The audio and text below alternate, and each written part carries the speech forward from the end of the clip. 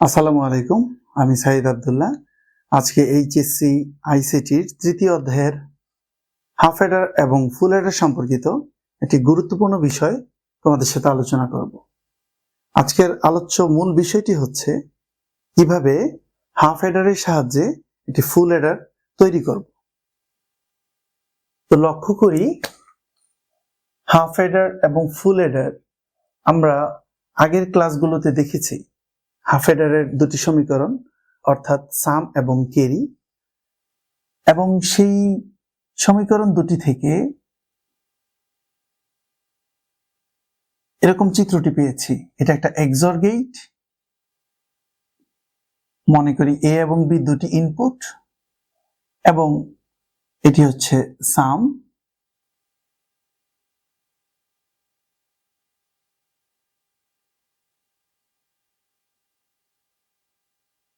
এটি একটি and get, এটি হচ্ছে ক্যারি আউট, বা শুধু সি দিতে পারি আমরা। তাহলে একটি এক্সর গেট এবং একটি অ্যান্ড গেটের সমন্বয়ে একটি হাফ হেডার তৈরি করা যায়।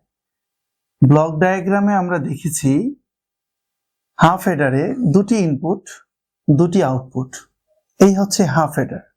এখন প্রশ্ন হচ্ছে, হাফ হেডারের সাহায্যে কিভাবে আমরা ফুল হেডার তৈরি করব। আমরা একইভাবে ফুল হেডারের বিস্তারিত আলোচনা করে সাম এবং ক্যারি দুটি সমীকরণ পাই। সাম এবং অপরটি হচ্ছে ক্যারি আউট।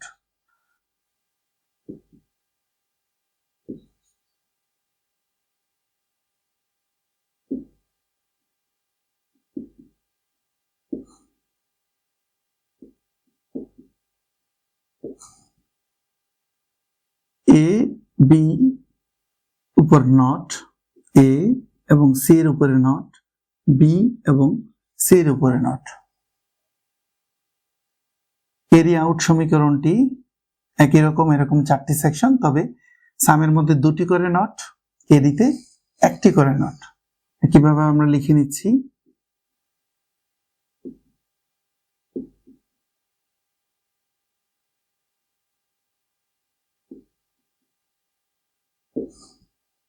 এ বি সি। এই দুটি সমীকরণ হচ্ছে ফুল হেডারের। আমরা ফুল হেডার সমীকরণ দুটিকে এমনভাবে সমাধান করব যেন হাফ হেডারের সমীকরণের সমন্বয়ে আমরা ফুল হেডারটি তৈরি করতে পারি। আমরা লক্ষ্য করি সাম সমীকরণটি একটি এক্সর রিলেশন, অর্থাৎ এ এক্সর বি অবস্থায় আছে। আমরা এমনভাবে সমাধান করব যেন তাদের মধ্যে এক্সর রিলেশন থাকে এবং একটি অ্যান্ড গেট অর্থাৎ গুণের সম্পর্ক থাকে। তো আমরা সমাধান করি। প্রথমে সাম ইকুয়েশনটির দিকে লক্ষ্য রাখি।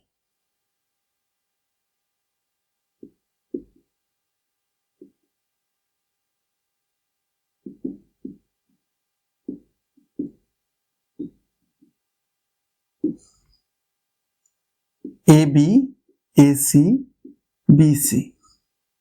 এখন একটা কাজ করি, আমরা এই দুটি অংশ থেকে কমন নিব, আবার এই দুটি অংশ থেকে কমন নেব। এই দুটি অংশ থেকে কি কমন যায়? এ নট, এ নট, এটা বি নট, এটা বি, সুতরাং বি কমন যাচ্ছে না, তাহলে শুধুমাত্র এ নট কমন যাচ্ছে। এ নট কমন নিলে আমরা কি কি পাই? এখানে এ নট চলে গেলে থাকে B not C plus, A not চলে গেলে থাকে বি সি নট।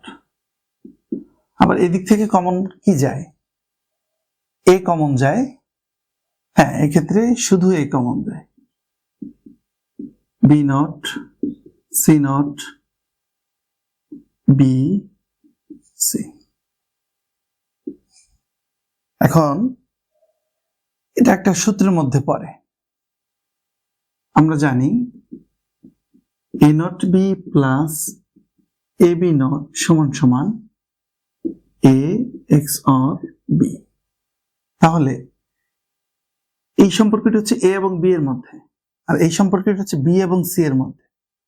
তাহলে একবার এ তে নট, একবার বি তে নট, কিন্তু এখানে লক্ষ্য করা যায় একবার বি তে নট, একবার সি তে নট।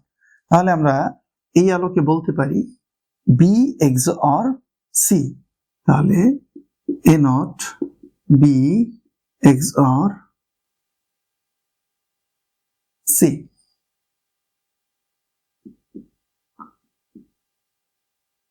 এটাকে বলতে পারি এই সূত্রের আলোকে A not B not plus A B, এটা হচ্ছে এক্স নট। তাহলে এটা বি এবং সি এর মধ্যে সম্পর্ক। তাহলে আমরা লিখতে পারি বি এক্স নট সি। এবার একটা বিষয় লক্ষ্য করা যায়, এই নট বিষয়টি বাদ দিলে এটা আর এটা যেটা একই রকম দেখতে। তাহলে আমরা একটা কাজ করি, এটার একটা নতুন একটি চলক ধরে নেই, যে চলকটি এখানে নেই। মনে করি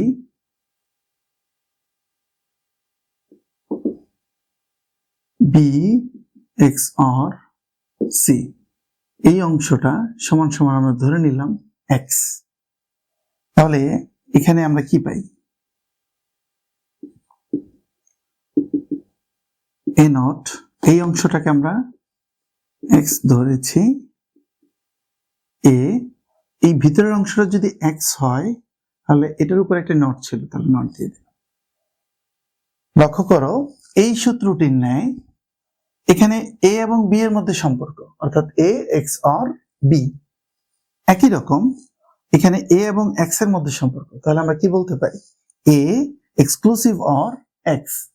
এই চলক দুটির মধ্যে আমরা এ XOR এক্স বলতে পারি। কিন্তু এক্স তো আমরা ধরে নিয়েছিলাম, তাহলে এক্স এর মানটা আমরা এখানে বসিয়ে দিই। তাহলে এক্স এর মান হচ্ছে বি XOR সি। তাহলে আমরা লিখতে পারি এ, এক্স এর মানটি যদি বসিয়ে দেই বি XOR সি।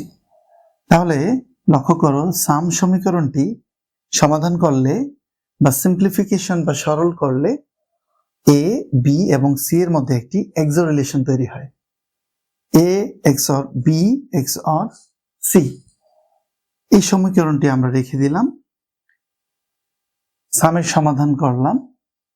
এ পর্যায়ে আমরা ক্যারি আউট এই সমীকরণটি এভাবে সমাধান করে নতুন আরেকটি সমীকরণ পাবো।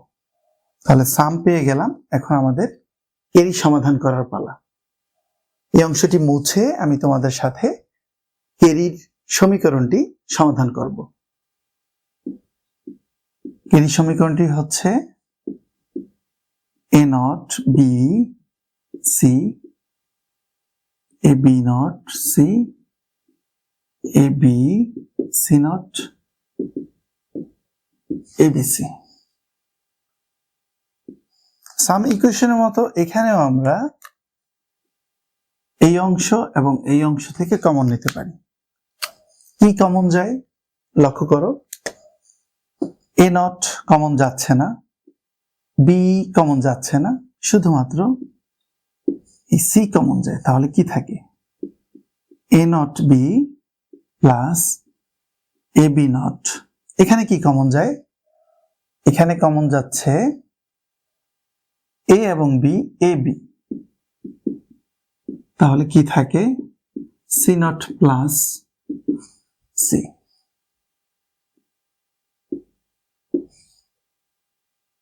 একটু আগে আমরা দেখেছিলাম A not B plus A B not, এটি সরাসরি আমরা সূত্রে প্রকাশ করতে পারি এ এক্সক্লুসিভ অর বি। এখানে একটা এক্সো রিলেশন পেলাম এবং সি এর সাথে গুণ অবস্থায়।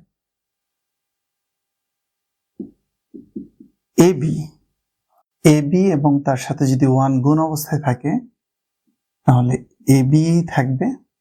এই সমীকরণটিকে আমরা রেখে দিতে পারি ফাইনালি।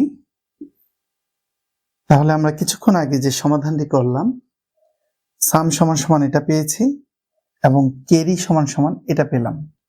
এই দুটি সমীকরণ থেকেই আমরা এখন পুরো ডায়াগ্রামটি অঙ্কন করব, যেখানে দুটি হাফ এডারকে উপস্থাপন করব, সেই সাথে ফুল এডারের পুরো বিষয়টিকে সেখানে উপস্থাপন করতে পারবো। এতক্ষণ আমরা সাম এবং ক্যারি সমীকরণ দুটি সরলীকরণের মাধ্যমে অর্থাৎ সিম্পলিফিকেশনের মাধ্যমে এই দুটি সমীকরণ পাই। এখন এই দুটি সমীকরণ থেকে আমরা লজিক চিত্রর পুরো ডায়াগ্রামটি অঙ্কন করব। এ বি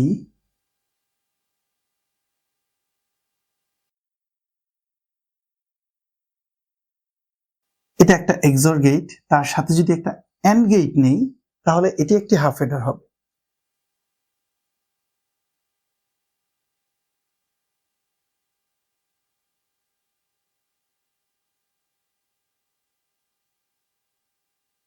তাহলে এই অংশটি কিন্তু একটি হাফ এডার হয়ে গেল।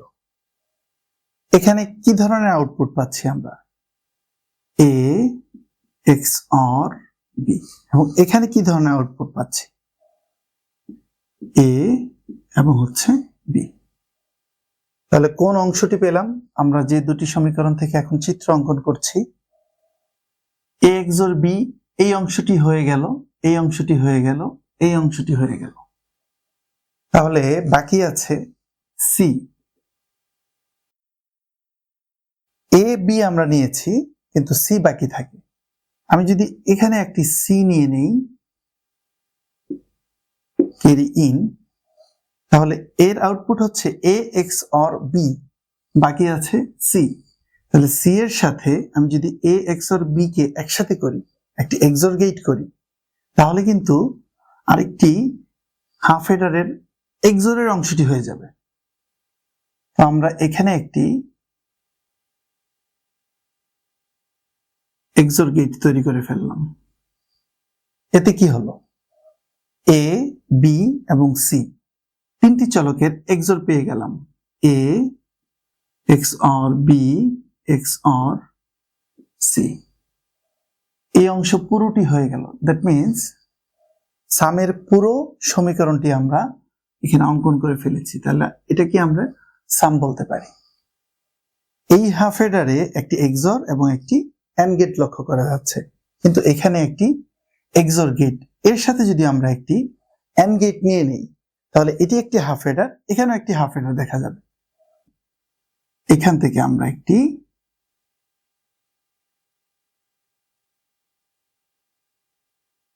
অ্যান্ড গেট নিয়ে কি দেখতে পাচ্ছি? সি, সেই সাথে এই কানেকশনটির মাধ্যমে আমরা এ এক্সর বি পাচ্ছি, এবং সি এর সাথে এ এক্সর বি গুণ অবস্থায় থাকবে, এ এক্স অর বি।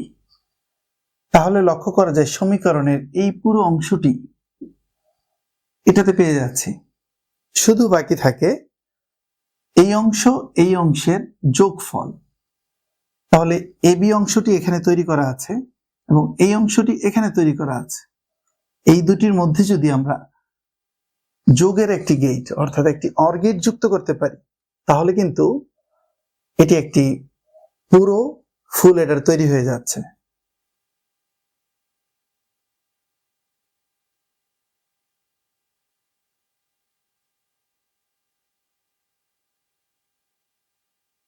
আমরা যেটা চেয়েছিলাম, দুটি হাফ এডারের সাহায্যে একটি ফুল এডার।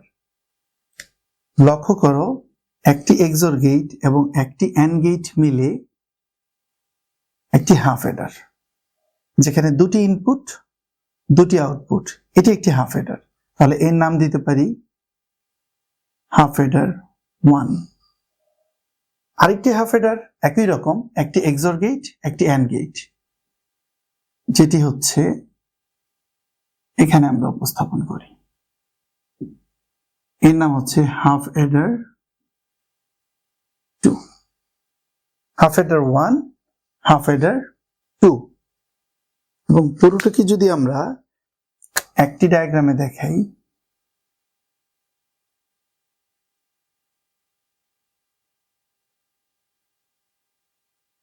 তাহলে কি দেখা যায়? তিনটি ইনপুট দুইটি আউটপুট। আমরা আগের ক্লাসে দেখিয়েছি ফুল এডারের তিনটি ইনপুট থাকে, দুটি আউটপুট থাকে, এবং হাফ এডারের দুটি ইনপুট দুটি আউটপুট। তাহলে দুটি হাফ এডার দিয়ে একটি ফুল এডার তৈরি করা সম্ভব হলো। যদি প্রশ্নে আসে কিভাবে হাফ অ্যাডারের সাহায্যে ফুল অ্যাডার তৈরি করা যায়, তাহলে আমরা ফুল অ্যাডারের সমীকরণ দুটিকে সমাধান করে এই দুটি সমীকরণ নির্ণয় করব। তারপর এই সমীকরণ অনুযায়ী আমরা দুটি হাফ অ্যাডারের সমন্বয় করে একটি অর গেটের মাধ্যমে পুরো এই লজিক ডায়াগ্রামটি আমরা অঙ্কন করব। এভাবে একটি ফুল অ্যাডার ব্যাখ্যা করা যায়।